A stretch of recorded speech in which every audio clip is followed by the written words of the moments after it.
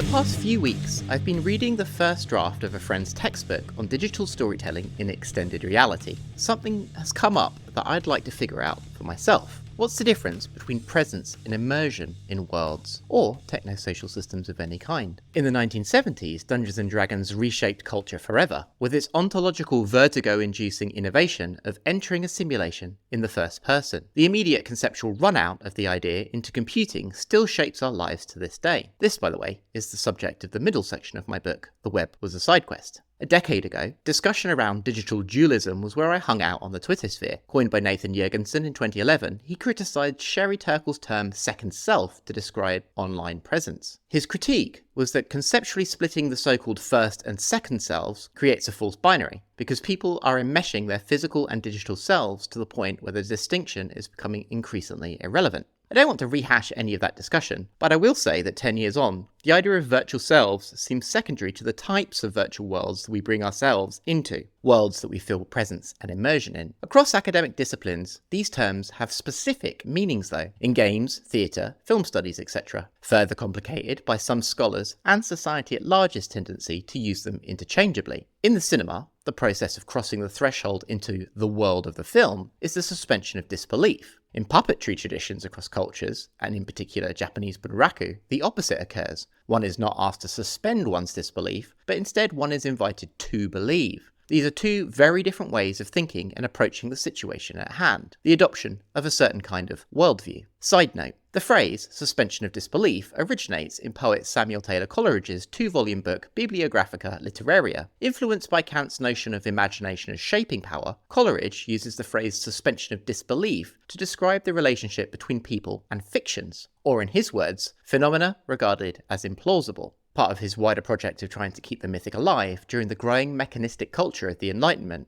As we move into the modern era, suspension of disbelief becomes shorthand for implying that the burden of belief was on the reader rather than the writer, the willingness of the audience to overlook a medium's limitations. Tolkien, however, challenges this modern assertion. Instead, he proposes in On Fairy Stories that the writer's role is to engender what he calls secondary belief. Belief is not suspended, it instead arises from inner consistency within the presented reality. Getting back on track, I have questions around the meanings of immersion and presence in worlds, which returns us to the open questions that close episode 21-26 on the hybrid hyper-reality of worlds, way back in 2021. We are always in two simultaneous domains, sitting in a chair, playing D&D, drinking a beer and smoking cigarettes with friends, and inside the world. The word presence in worlds finds its origins in Marvin Minsky's 1980 paper, Telepresence, which found that the operation of robots remotely led to a sense of the user inhabiting the machine. The sense of presence then flowed into virtual reality and virtual worlds research, having a sense of presence in a mud, for example. Immersion has more to do with an external experiential state, and is further muddled by the idea that someone can be immersed in Tetris or a crossword puzzle, when what they really mean is that one is absorbed.